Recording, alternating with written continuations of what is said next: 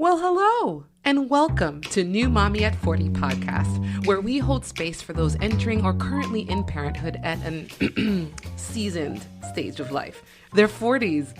I'm your host, Victoria. Whether you're new here or visiting us again, thank you for stopping by. Come on in, put up your feet, and enjoy being in the company of someone who gets you and the amazing and exhausting journey you've taken on. While you wait for our guest today, click on that subscribe or follow button so you don't miss a future episode. Right now. Oh, and follow us at New Mommy at 40 on Instagram, Facebook, and Twitter. We'd love to hear from you. All right, here we go. It didn't happen in my 20s. Who cares? Now I've got all this fancy wisdom to share. Hey, I've got this baby, you're getting the best of me, 'cause I'm a new mommy at 40. Not on the wall. Great. Today we're speaking to a friend and former colleague of mine, Tanji Garcia, who candidly shares her IVF journey to her beautiful baby girl and also finding her way out of postpartum depression. I'm calling this episode Thriving Through Motherhood When the Rainbow Ain't Enough. I'm so excited to introduce the guest we have today, our co-host, if you will. I have admired her for a long time. If you watch this video, you'll see someone laughing at me, but that's okay. I admire her, and I don't think I've ever told her this before. Besides being refreshingly honest, she's probably one of the most authentic people that I know. So I really appreciate her being with us today. Her name is Tanji Garcia. And do you like I rolled the R just for you. And then I did this. And then you flipped your hair right on cue. Tanji Garcia. Hi, Tanji. Hi. I'm so excited that you're doing this. Me too. You're one of the first people I even thought of when I thought about having a podcast, as you know, because I wanted you to do it with me. So maybe we'll have like a audience vote later on where they're like, bring Tanji back. I'm going to start a whole campaign. But I know they're going to love you by the end of this episode. But we've known each other a long time now. Yes. I can't say when, but I know it's studio, since I lived in my studio. Right. Because Tanji and I worked together at an airline. She's still presently there. I'm no longer working there, but it's been at least 13 years or so. Yeah, it has to be. Yeah. Yeah, around that time. So I know a lot about you in terms of as a friend, but I have to admit that there are things I don't know in terms of like your family life. Like I know you were raised in California, right? Yes, I was. But I've been in New York now since 2008. So long enough to lose all my patience. Long enough to walk faster than everyone else. Yeah. New York will do that to people. It does. I like it, though. I like it. You still have a very West Coast relaxed vibe, though. Oh, until I get mad. Okay. Yes. All right. Well. Yes. Or tell us or get into a story. Right. Yes. Yeah, I save it. For that. But that's appropriate. That's good. Were you in a family that was, your parents were together for a long time and still married, or was it a two-parent household or separate? No, I'm on stepdad number 4. Oh, okay. All right, Mom.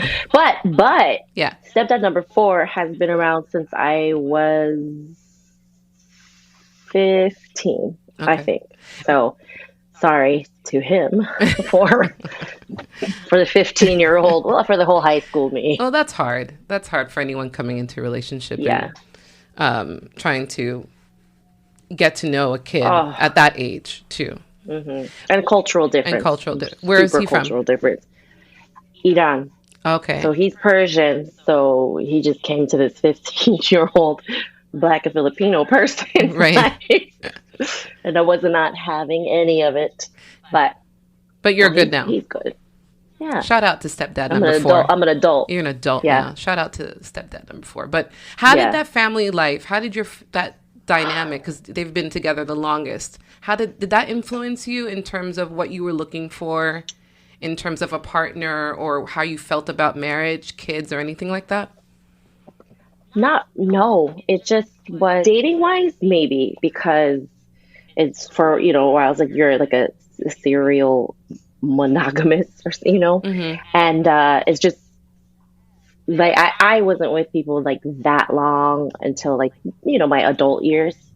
But you don't really notice that something is influencing you until like way after the fact. Yeah. Like you don't, like I didn't have that, oh, I want someone, like my dad and stuff, because that too, I didn't talk to my actual dad from, I think the time I was about 6 or 7 until What, your my wedding? 30s. Oh, your My 30s. 30s. Oh, wow. Yeah, I think my 33rd birthday, I found him. But so you just like what you like. Right. Yeah, because for me, I had the pressure, I think, of I grew up in a two-parent household and they knew each other back in Haiti. My Yeah. parents are from Haiti. They knew each other as kids and they were married Oh, up until my mom passed in May, like 47 years. So in the time that I started to date, because I wasn't allowed to date in the house under smart. their supervision, which I actually wished I had, because I think I could have gone to them for more advice. Like, is this Yes, normal? Is this what I should be hearing from my boyfriend? Is this okay? right. Because I had this pressure of having that relationship, the one Yeah. that would last forever. So when I would get into a relationship with someone that wasn't, I didn't know if they were great for me or not. If we had like little issues, I just said, oh, well, you're supposed to work through these and get married and at 24 and have the kids soon after. So I had this picture in my head that it probably should happen around that time. Yeah. For you, you didn't really have that type of You pressure. know what? It's funny. It's funny that you say that because for you, this is what I say, you don't know until after. Mm-hmm. So for you to think like, oh, you have these problems and you're supposed to work through them. Mm-hmm. Whereas I would be like, we have these problems, I gotta go. So I didn't. And I said, this lovely, wonderful marriage. I went upstairs. This wonderful marriage. This is my second. The first one was like that. And when I look, I was married when I was 20. And we were kids and stuff, and he was a great, great, great guy. And that we actually probably have the foundations for like a great relationship, like long lasting marriage. But it was dumb stuff that we didn't know. Like, this is not an issue, Right. but you're making it an issue. But there wasn't that watching somebody work through a problem and stick with it, Mm-hmm. like no matter how bad it is. So it's funny that you say that because that makes a big difference. So that is something that now, as more of an adult, that you just kind of have to take it upon yourself. Like not that's what you learn, but that's what you want. Like this is the person you want. And if you don't want them to leave, or you just want to keep the family like everything cohesive, you have to work through it. So Yeah.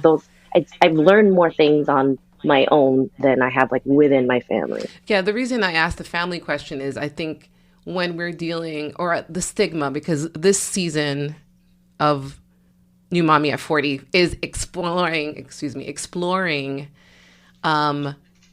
how we got here in terms of having kids in this stage of life and how sometimes the disappointment that we feel is based on a picture that we had of what should be and what could have happened prior to our 40s.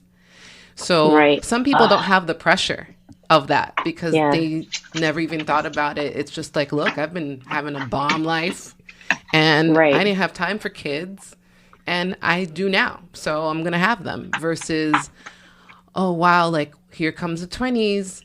I should have a kid now. Oh, that ship sailed. That's I think sometimes that shapes our expectations, how that influences you, the expectation you have of when that would happen. So kind of navigating on your own how to get through this marriage. And then it was gone. It was done. navigated Bye. away. Navigated away. Recalculating. So now you're living single. You're just living. How was that? Yeah. What was wild? How was family show? No, that was it still was hard because it was the same thing. Like I didn't have it in me, or like the skills, to work through problems. And then from a lot of things that like happened from when I was very, very young, like, you carry like the trauma with you. And then for so long, I was just very just hostile, just like you couldn't tell me anything. And like within the relationship or without the relationship. So it's really like late 20s and early 30s is when you just really start to figure out like who you are and what's acceptable, what's not acceptable. That's key. And because you have no consequence, we think there's just no consequences for anything that you do. You just don't see them, like how your actions affect others. Like you don't. Well, I just learned that later. Like I probably, like if I said something or did something or flipped a table or cut somebody, like, oops. What are the consequences to these actions? Right. And you find out when you wake up in a jumpsuit. Right. It's a 2-inch cut. It was just a 2-inch cut. Yeah. I don't know these other two's names. Man up. Peanut butter with no sugar. Yeah. So you learn things the hard way, which it'd be nice to not have that. And also through any time my significant others, their parents, I tended to date people whose parents had been together forever, like first marriage, several kids. And then you just kind of see that. Then like same thing, like my family is very small. Like I have a half brother and a half sister, but they're my brother and sister. But they came way later. Like I'm 14 years older than my brother and 21 years older than my sister. So really like holidays and stuff like that, I would spend with the other person. But then you would get that family feel, like having a big family and just how fun it was, just like all the dynamics of personalities. So that probably, it was something that I later was like, I want that, like that warmth, So do you think that prepared you a little bit in terms of the age? Because that's a big gap between you and your siblings. Did that at all? Well, no, I always was like, you know what? You know how you realize like how old your parents are until you're that age, and then you're like, oh my God, I was that age. Like she's this age when she had her. Not at all, because my mom is real little, and Asian, so you can't. There's no real marker for how old you were. But I always thought I was going to have kids before 30, just because that's what you do. And then when you're young, you always imagine people over 30 are already in wheelchairs. You're like, they're so old. But what shapes that too? I've been watching all these TV shows with my daughter, and not all, but like these cartoons. And then the way that kids talk about a person who's 40, like even how they're depicted is like, do I look like that? Why does she look so old? It's like, so it doesn't even match how I see myself sometimes. Yes, not at all. Until the kid tells you that, until you're mammed. Yeah, and you're mammed for the first time. Dang it, But you have to mark that box. Yeah, that's like, because it's not you can no longer be on the real world because you've aged out. So you're like, oh, got it. Dream deferred. Yeah. Oh man. But no, I get what you're saying, because my mom had me at 24, so that I remember hitting 24 and going, oh no, I don't think that's anywhere in sight. And I was right. And I was with someone for a long time, because that was an 11-year relationship I was in from the time that I was, I think, 19. Oh my God. Yeah, 19. I married that person at 27. And for all that time, we could have probably had a kid, but we didn't. I was really focused on getting done with school. And there was a 9-year difference too in our ages. So he really wanted me to focus on my career and all that stuff too. He was That's really good. great about that. And then when we actually thought, oh, we could probably start having a family now, everything else about our relationship was just going down the drain in a Yeah. way. And great guy. We're friendly now, but at the time it just wasn't the right time. And then I was in another Yeah, I get it. relationship for 10 years, well, no, for 8 years, where that wasn't really an option either. So I remember though hitting those milestones, those markers, and going, wow, this is going to happen later, if at all. You know what I Yeah. mean? So now you are now married to the amazing Billy, who I've always liked from day one that I met him. But you guys kind of had like So did I I. don't know, you had a part two. I think it's like you met, We you had a did. relationship, and there was a sequel. That right? Was a sequel, an unexpected sequel. Yes. So where did you guys meet? We met. We met at St. Patty's. It was after the parade, and there was a lot of alcohol influence, but there was a bunch of firemen, a bunch of flight attendants that day, and it just was like everybody just matched, and it was such a good day. We were from the time I met him, we had been talking probably about 2 o'clock in the afternoon until like 2 o'clock the next day. Oh wow. So yeah, no, but he just was awesome. It was just like he like the energy. It's like me. I want to say like check all the boxes, but when you first meet someone, you think they check all the boxes. At the time, he was also in the Navy. So the year we met, he went away for a year. He went Oh to wow. war for a year. We just stopped talking, and I was thinking like, okay, I guess we're done. And then and I started dating someone else after that. And I remember like Valentine's Day that next year, he like sent me something and whatnot. And I was like, oh, damn, do I have two boyfriends?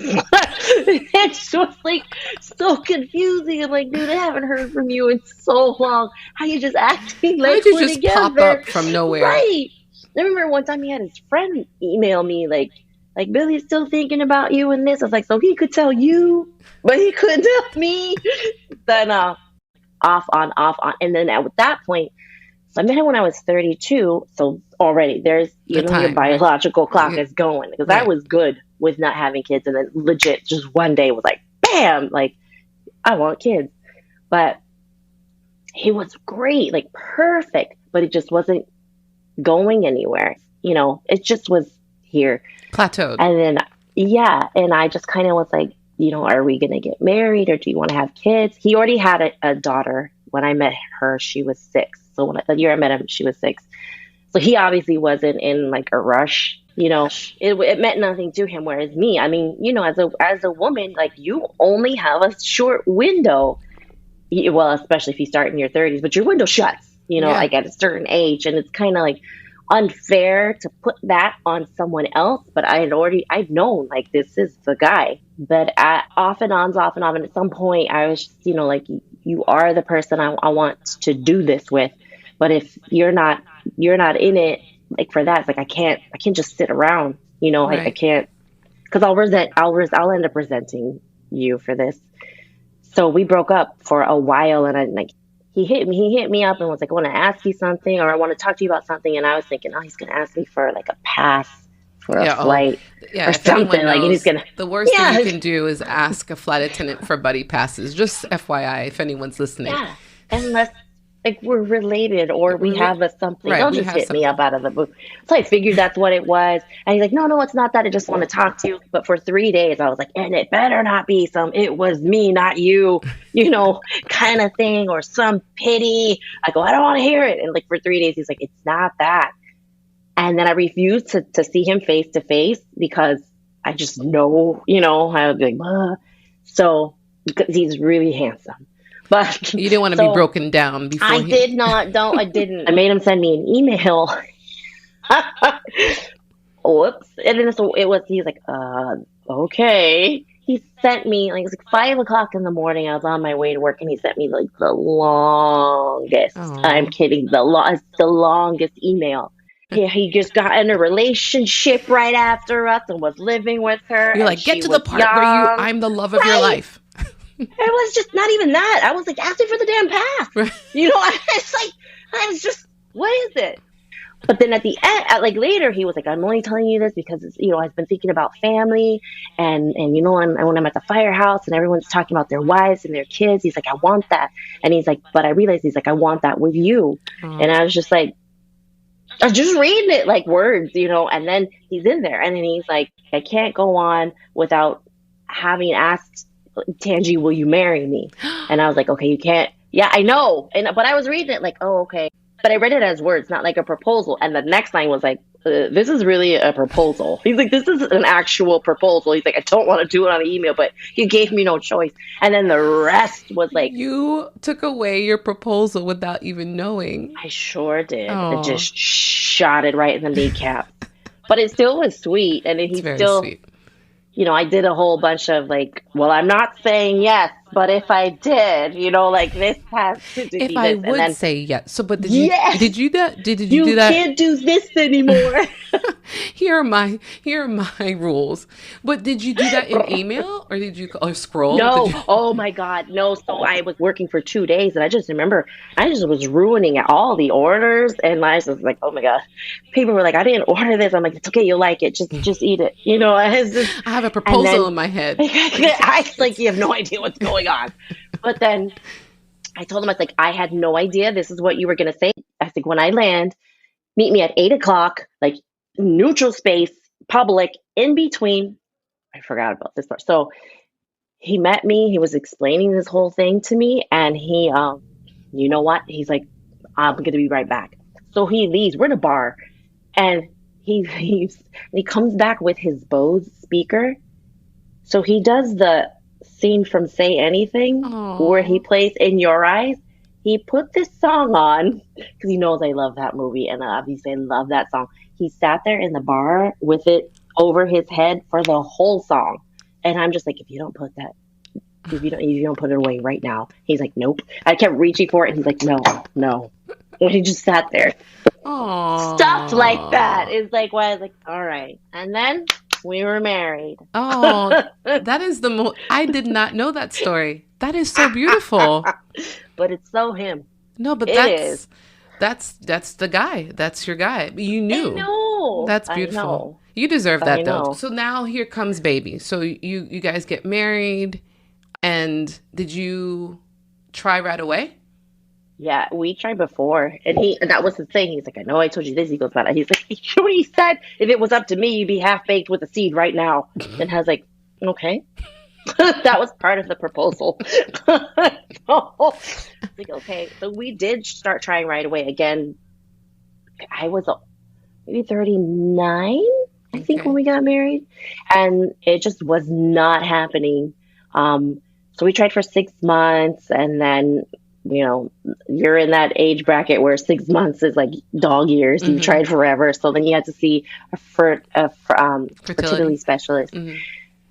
So, taking meds and then this, and then that wasn't working. And then we did, like insemination, and that didn't work. So then we had to go into IVF, which in itself is a test on marriage. But it's just, you're just like, and then it's like when you can't get pregnant, everyone around you is getting pregnant. Yeah. Like, oh yeah. Because for me, I had miscarriages prior to my daughter Kari now, and I remember just walking around and going, "Wow, that's another pregnant belly. That's another pregnant belly. That's another pregnant belly." It's hard. I mean, because obviously you're happy for them, but the human response is, why can't that happen for me? It seems to happen so easily for other people. Yeah. And then a lot of them are like my age. Yeah. And I was like, oh, so you just did this like naturally? Like, yeah. And most of them was like, it was a drunk night and so. Like, oops, I'm pregnant. Oh, I got pregnant. Yeah. And there are some really fertile people out there. You're like, oh, it's a great story. Yeah. I just remember that was just like some of the hardest times of like my life, or just kind of like you just felt like, well, what are you good for if you can't do this? Like this, it sucked so bad. And then it was, we had like my body wasn't producing, like egg follicles like it should be. And it was just like, you made an embryo, but it's abnormal. Right. And then, or you don't have enough to even do this round. And so it took about probably 6 months for us to even have like a viable embryo. And let's break that That down was for like people good. who are listening, who Yeah. are probably in the process. When you say 6 months, how many rounds of IVF did you do? Oh, so that was what our insurance requires, 3 rounds of insemination first. And with that, it's not just like boom, boom, boom, because you're taking hormones, and it has to be, timed around your menstrual cycle, which it's so hard to schedule around because you don't know exactly when it's going to come. And so it's not just like 1 month, and another. You kind of have to take like a break there, and then you have this Ovidril shot that you have to take in a 15-minute The trigger window. shot. It is, and it's insane. I remember being on a cruise and having like, you had to ask for a fridge, and I had it in there like a timer on that day, and I was like, I gotta go. And I was like, boink, there's times I've had to take those shots like on the plane, like, and it's like turbulent, and you're in the bathroom just like, please don't stab, like, bah. And so when that's done, now you move into in vitro, which is even more scientific, and just like you have to go in like it's your cycle starts when your menstrual cycle happens, and then it's like, well, you come in on this day, and then you're, depending on what that test is, you're going to come in another 2 or 3 days after. And so you cannot plan for that because the starting day is, and it's like based on daily this test monitoring when you have to come in, everything. And it's like, and then, so, the goal is during that is whatever hormones you're taking, it's going to just, your ovaries are going to produce as many egg follicles as possible. And then there's going to be a harvest day, and then they're going to just petri dish those bad boys. And then, depending on if you're going to do, like chromosome testing or like any testing for genetic diseases, we didn't have to because they test you before. If you're a carrier of any genetic diseases, then they will test it, but we weren't. So they didn't have to test it for that. But we did do the chromosome one. So yeah, the first time I did that, like my body made 1 follicle, and everybody else was making we did like 20 something. I'm like, I got one. And so that's not enough to do an in vitro round. So that one was just, but you're like, great. Now you got to wait another cycle, and then the next cycle start.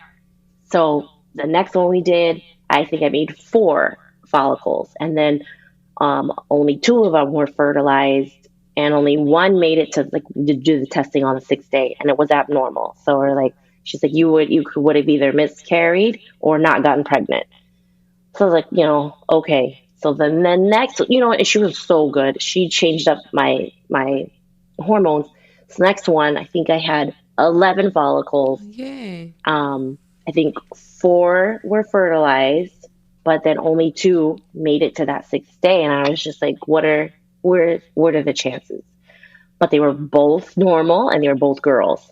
So that was already, God, we had been trying. I actually think it was a whole year of trying, because we started trying before we were married. So anyway, How I put one did you in. handle that? Not to interrupt you, but emotionally, where were you there? Where were you in this? How was this so depressed. to take this news? So depressed. And before that, before he and I had gotten back together, I was already like at like a depressed state, like just up and downs with that and stuff with work. So I had already been on antidepressants, which you cannot take while you're trying to get pregnant. Yeah. So it's just like, just a whole lot of Eeyore. Yeah. Well, Like you're just looking starting like at 0, Eeyore on the right? house. Because that's a Yes, lot. and now it's not only whatever you were depressed about before, it's just like now I'm depressed and like my body sucks. You know, like And I you're can't do the hormonal. basic woman function. Oh my God. Yeah. Like But going back to, I didn't everything. mean that, that's key what you just No, said. no. The fact that I can't do what I'm supposed to Right. do, quote Right. unquote. The Right. pressure With it. Yeah. And it's just like, as a it woman. just Yeah. was, oh, and again, while you're watching everyone else do it. Right. Um, But you got her. but I got her. I only put Yeah. one in because I was thinking, if my oven's overcooking or something, I don't want to ruin both of them. So we'll Right. just put one in. And it was like, everything happened the way it should. It was the easiest pregnancy. It just was like, everything was good about it. So, that's how it was supposed to be. And, you know, And what's her name? Tell them what's her Ilani, Ilani. And how old is she now? yes, 4. She just turned 4 in October. Wow. And the Yeah. reason why, why I think it's important to talk about the journey to baby, especially through IVF, is that there's this feeling of a lot of older moms that I've met that have gone the same route of, man, not only was I older when I started this journey, I went through lots of money and time Yes. and Oh my God. emotion Money. to go about having this child in this way with IVF.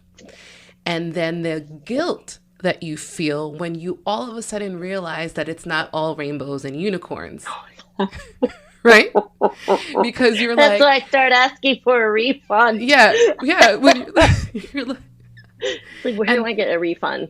yeah, and that was one of the quotes I posted it actually on the page without your name at the time because I wanted them to hear it from you because I thought that was such a good way of putting it.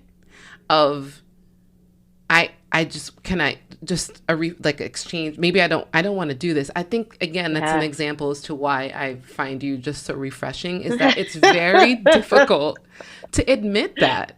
And Yes. it's not that you love your kid any less. I'm sure you love Oh, her yeah. very much. She's your world. Loved her. I Look, paid for her. yeah, and look, you did. You went through Yeah. so much to get her. Yeah.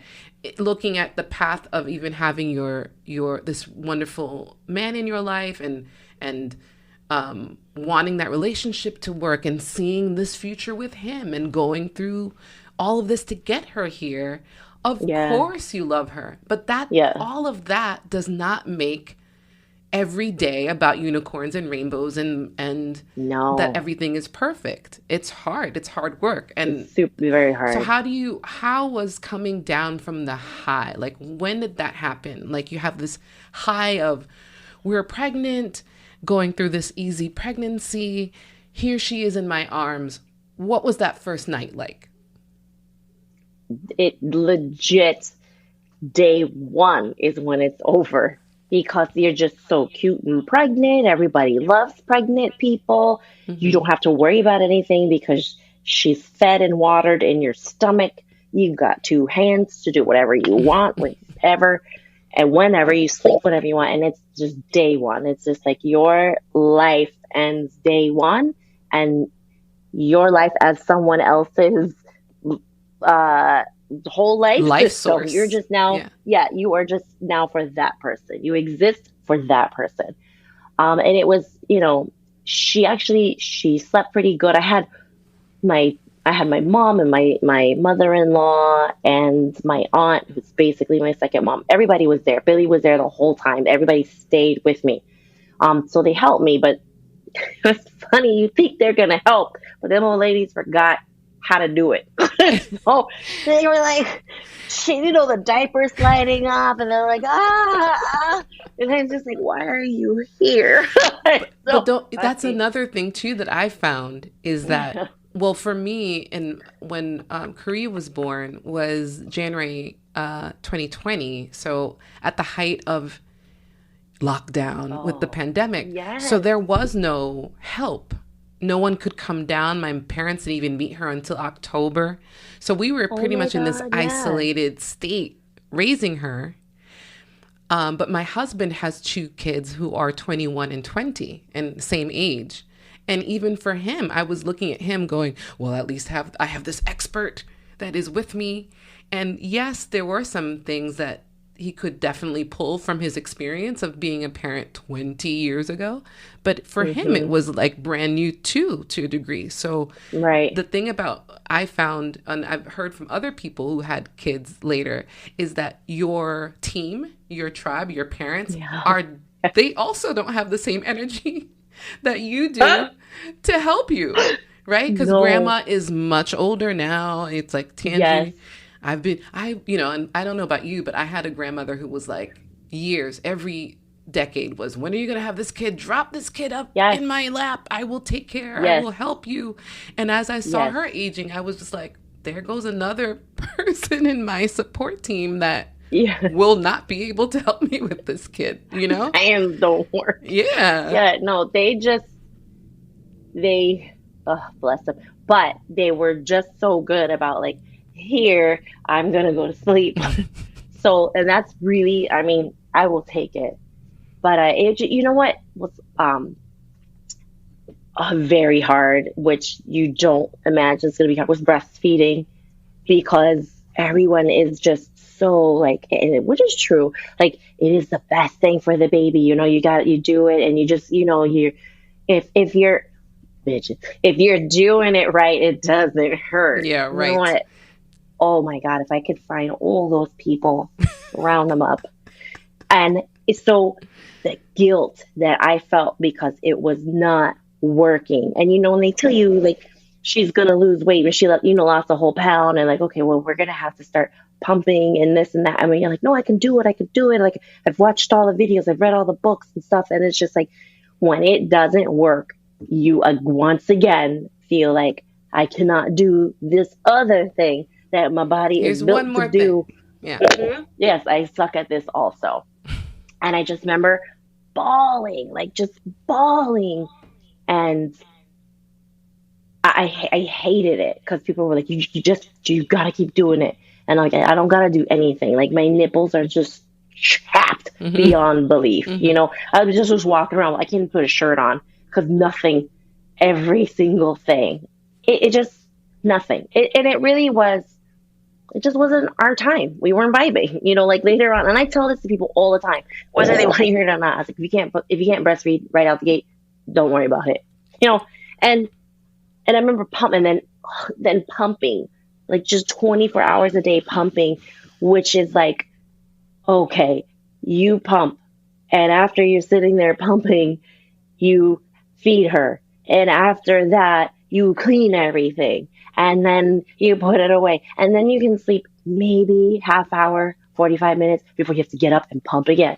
And it was like miserable. If postpartum, that was my height of postpartum, was that. And how did you identify? Because for me, I had definitely anxiety throughout the whole pregnancy, especially starting with miscarriages. Prior, and the age, and being a Black woman, and hearing about mortality rates, and going through pregnancy, I definitely felt like I had anxiety, a lot of anxiety. I still kind of deal with that from time to time when it comes to being a parent. But how did you recognize that this is postpartum depression? Did you see someone? I just didn't. Yeah. I again, looking back, I just thought I sucked. I just thought I just suck. I just came out being like, I'm going to be the best. I'm so prepared for this. I'm older, have all this wisdom. Yes. I know all the stuff. And I just I know everything. Sucked. Yeah. But it was like, you just have to accept it at some point. When I was like, okay, I still can feed her. My body still produces milk. It's just not, directly. What was her name? Patricia, this God sent lactation consultant, and went to see her in Brooklyn. It was Wild Was Mama, but it's something else now. Anyway, this woman, seriously, like, she's like, just do this, and I'm like, what? And then I'm like, I remember I cried that day because I was just in the room, and it was a whole circle. It was very tribal, which I loved it because you could hear Mm-hmm. everybody else's questions, and you're like, oh my God, we all suck. It's not just me, you know? And then from that day on, I was breastfeeding Ailani. Like, didn't carry any pumps, didn't carry anything, and just was like, and to me, and she's like, she's a little tongue tied, but I feel really bad about just like, I don't know, cutting it because like, am I Yeah. making my life easier by cutting her? Like, I just feel like I'm circumcising her where she doesn't be circumcised.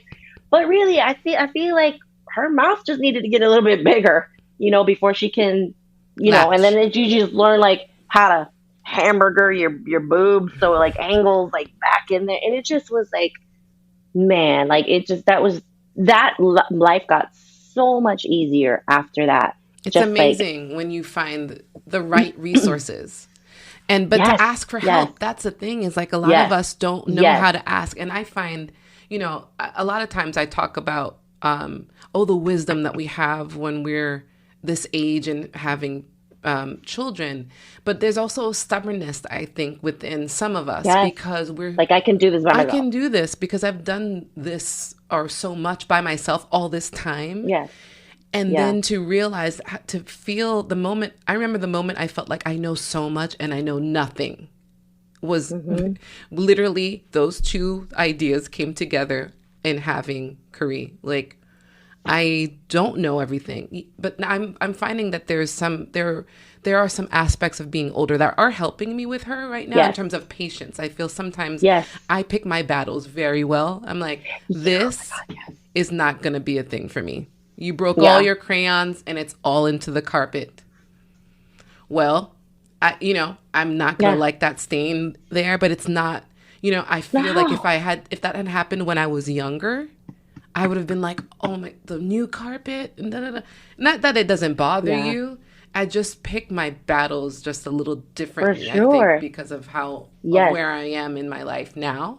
And also, I don't have the energy to fight everything I either. was just gonna say Right? that. And plus, I was like, you just can't, physically cannot. Yeah, I'm just Just, tired, so that's it. But yeah. in turn, Yes. I wanted to go back to you knowing that you had postpartum depression, and then how did your journey of healing and working through that, how did that start? Um, um, really, it's just like you said, like not just picking your battles, but just like recognizing like what is a battle and what is not a battle.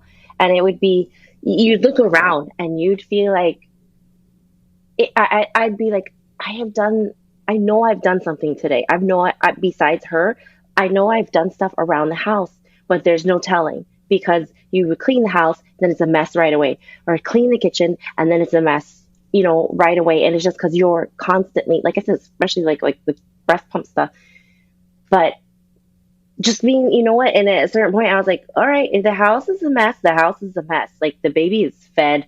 She's taken care of. That's what I'm here for. Like for a good year, like we'll just make sure this is.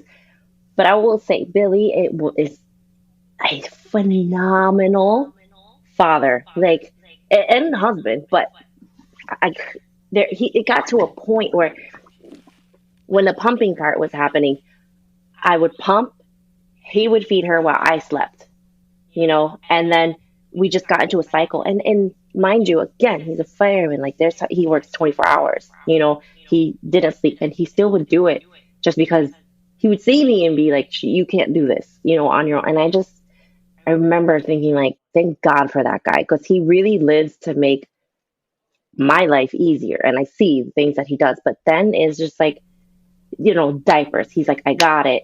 This, I'll feed her. I got it. He would get to the point where he'd have breast milk in his pocket, like a pouch in his pocket, and that's how he would warm it. He's like warming it in my pocket. And then, traveling, like he's way better than I am. Wow. But I think because he doesn't have that stigma of being like the perfect mom and doing this and wife at the same time. He's just, very like, this is what's got to be done and we're going to do it and that's it. But That's he was great. helpful. I had I had joined, like it was like a Facebook group for the neighborhood, like for the moms. We were in Bushwick at the time. So it was like Mm-hmm. Bushwick moms or something. And there were like meetups every now and then. And then you again see like, you think that's just you. And you'd be like, oh, wow, it's like you're having the same problems or this and that. But sometimes they piss me off too. But like, oh, we're working on the house. I'm like, how do you have a house in Bushwick? Like how did you afford that at the same time? But You're like, I digress. tangent. I digress. I But hate you. But yeah. Oh well, your baby's not doing this yet, huh? Um, and then and just enjoying her. Like you got to the point where you're just doing so much. Uh, you want to do this, and you want to do that, and you want to do this. There's no time to enjoy her. So I just was like, I'm gonna wake up. I'm gonna be with her. Breastfeed. I nap when she like I have a baby stains on my shirt. I'm gonna nap perfect. whenever. It's just me and her, and that's it. And it's just like everything else, falls wayside. Like that helped a lot. Crying in the shower every day, that helps also. Uh, and that was that. And I remember it was after like the tail end. No, I was gonna say I wanted to go back on like antidepressants, whichever, like that I could possibly do with her, but I still was breastfeeding. So I just was like, oh, again, you're just worried about everything as an older mom. So it wasn't until during COVID, it was like, okay, this is like a dark Yeah. spot, it's Yeah. just like, oh my It's too God. And I much. remember then, yeah, I finally was like, I got to get back on it. Like I tried, like the gym, like things like that. No, I was like, I need to be medicated. So let's have it. And getting in touch with someone who like could see you, because nobody was taking anybody there. It was just horrible. Um, but that I finally had to get back on medication. No, I mean, it's just And a that lot. I has mean, helped. yeah, I Yeah. mean, being a mom and mental health issues and in our current state of the world, it's a It's a lot. lot. It's a It's a lot. So it lot. makes sense to at least reach out to someone to see if medication can be something that will help Hmm. stabilize you in the face of all the things that you have to kind of sort through every day. Because we Yeah. work a lot of, I mean, you're not a stay at home, but because you're No. working, I'm stay at home and I feel like I'm still clocking in. I mean, some crazy hours. I Are think I you work never more clock and out? I'm constantly clocked in.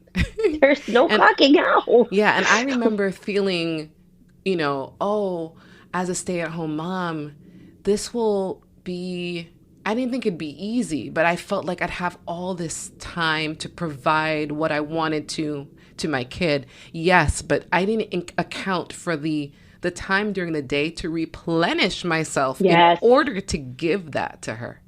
Yes. That part I didn't even factor in. And Yeah. that in itself makes a 24-hour day feel like 36. Yeah, absolutely. And then, and it was, take someone to be like, you have to do at least one thing for yourself every day, like whatever it is, even if it's just like quiet, like 15 minutes of reading or going for a walk, and that too, once you fall into the routine of it, it's a lot easier. And I would say that was about 8 weeks, like an 8 week mark, where Mm-hmm. it was like breastfeeding was where it should be. We have a routine. We're going to go on a walk this day, and I know she's going to sleep at this time. And it was just that really, really helps. And then learning to wear her while I clean the Mm-hmm. house, I was just like, man, this makes it easy. Yeah, now I can be So, productive because I think so that's yes, because for you, and I think you're the same type of personality, is like we really are, we're people who really like to be productive and get things done, yes. and that's part I of just our feel identity. useful. Yeah, and does feel it does.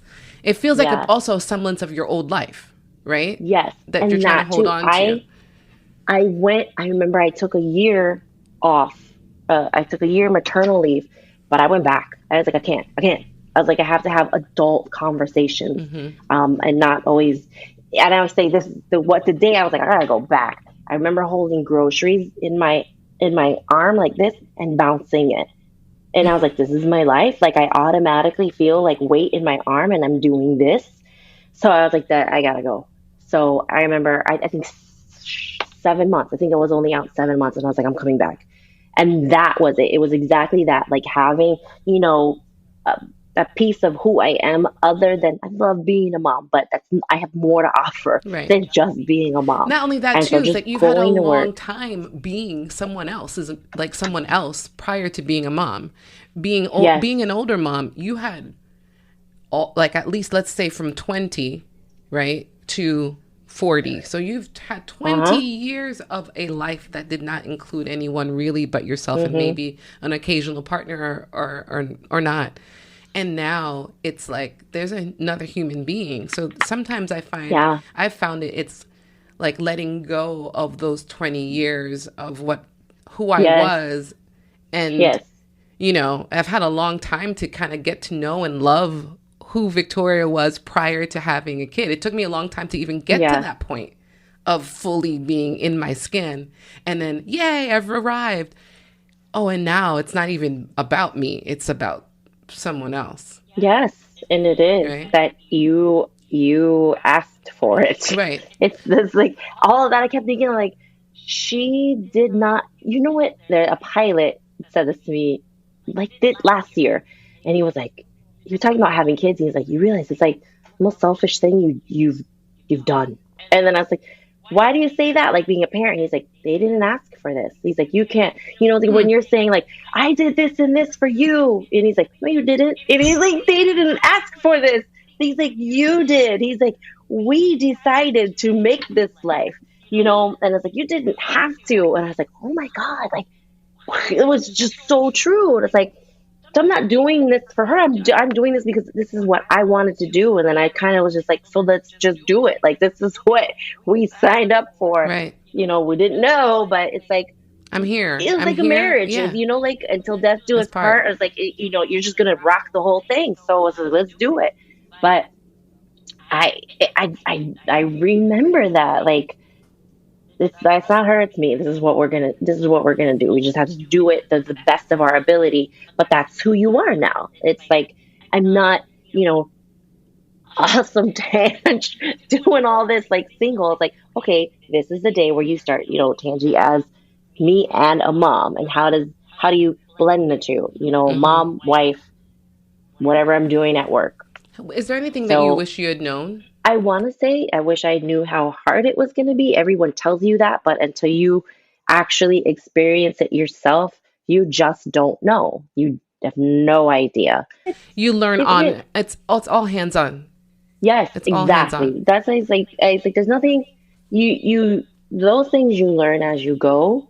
Um, like that. How we have that great group, for the Hmm. moms at work. And I Hmm. think that also another godsend. Patricia, the lactation consultant, and that group So were like, what she's talking about, they're a group of moms that put together a group on Facebook where you can ask like any question. It's like having a tribe. as far as, yeah, because that's all hands on because you don't know what you need help with until you need help with it.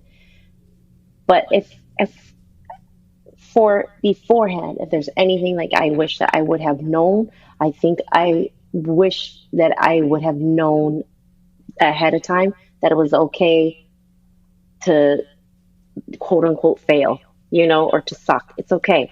It's just like you'll you'll find what works for you. And it's like it's not that you're not a good mom. It's like this one tactic doesn't work. Try this. Hmm. It's the same thing with breastfeeding. If breastfeeding is not going right for you, do something else. It's just feed the baby. That's what they always say. The first thing in breastfeeding is make sure the baby's fed. It's like, and then all the other guilt. But Hmm. stuff like that, if she's not sleeping at this time, or if she keeps pooping all over your walls because you're just not catching it in time, that's okay.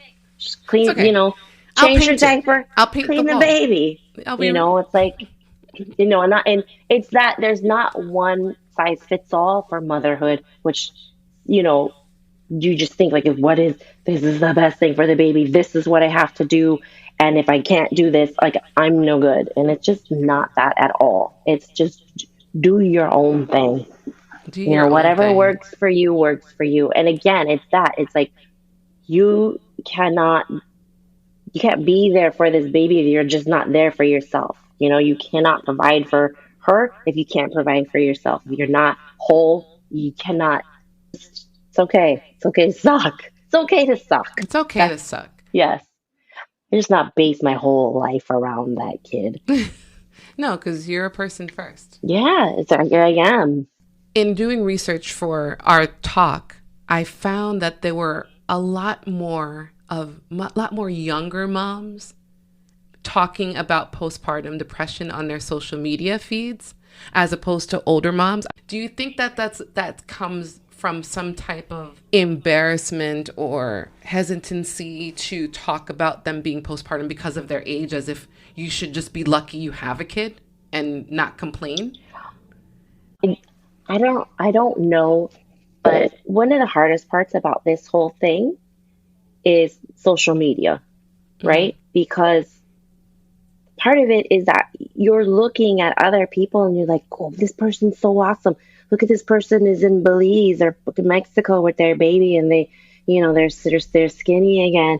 And it's like, don't look at it. Don't look at it. Just, it's like, I think for number one, what I would say to anybody when they're talking about postpartum or before they even have a baby, stay off social media unless it's directly related, like that mom group.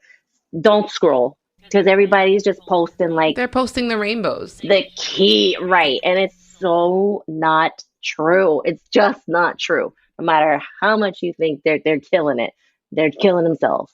So one, stay off of social media. But you got to talk. Just talking to someone. I think maybe. I don't know. I feel like women I have spoken to are just very candid about postpartum, or what they're going through, but not really recognizing that it's postpartum. Mm-hmm. They're just thinking you're just having a hard time. It's like, no, that's a thing. It's a thing. Mm-hmm. Just you have to talk to someone about it. If not other moms, then a professional. And you might not have to be medicated. It just, your diet. There's so many things you could solve by changing up your diet that you have no clue about. The nutritionist and a therapist, and stay off social media. Mm-hmm. Like just not compare yourself. If you or someone you know is dealing with postpartum depression and would like some help, a great resource is Postpartum Support International. Their mission is to promote awareness, prevention, and treatment of mental health issues related to childbearing in every country worldwide.